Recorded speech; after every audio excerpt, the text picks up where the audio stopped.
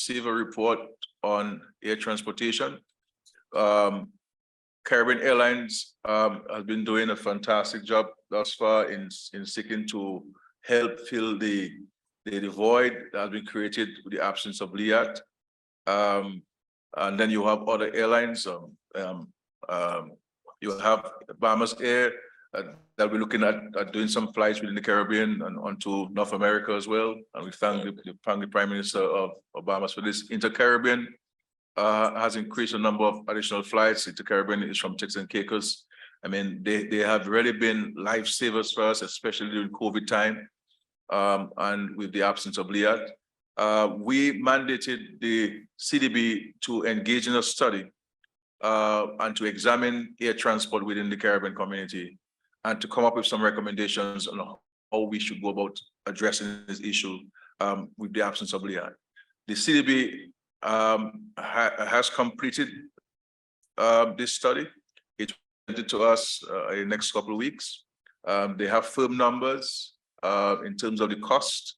They're looking at an 8-year or 7-year program cost, and I'm hoping that we can get the buy-in of all of us in respect to this entity, which we believe will complement what CAL is doing, will complement what Caribbean Airlines and others are doing, because there's no doubt, Peter, that we have to address the issue of inter-regional travel. I mean, it's impossible to get from one island to the other. But the role which LIAT played in inter-regional travel, we have not been able to fill that void.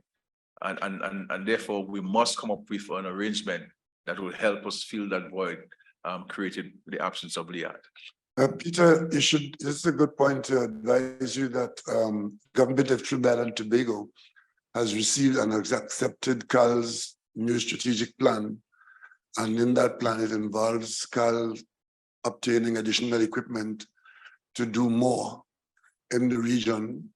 And CAL is also in discussions with the government of Barbados. Maybe the Prime Minister of Barbados might want to mention how the discussions have gone.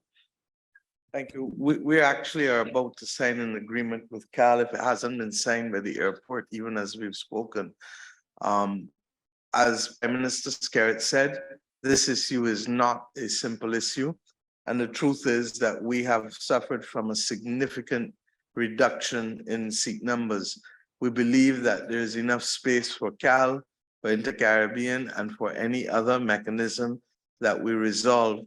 And I want to single out also Prime Minister Davis, who has stepped up to the plate, even while Bahamas is not a member of the CARICOM single market and economy.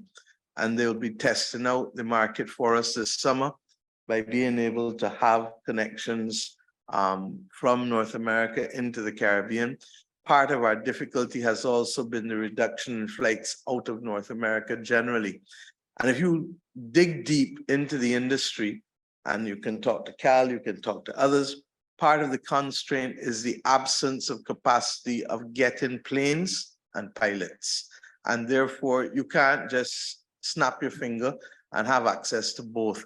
And that is why we have to have a cooperative approach to the resolution of the problems rather than believing that any one airline can solve it overnight.